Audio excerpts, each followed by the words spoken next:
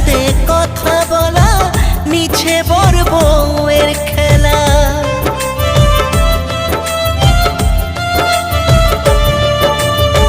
ছোট্টবেলার পুতুল খেলা, লুকোচুরি বিকেল বেলা, ইশারাতে কথা বলা নিচে বর বউয়ের খেলা।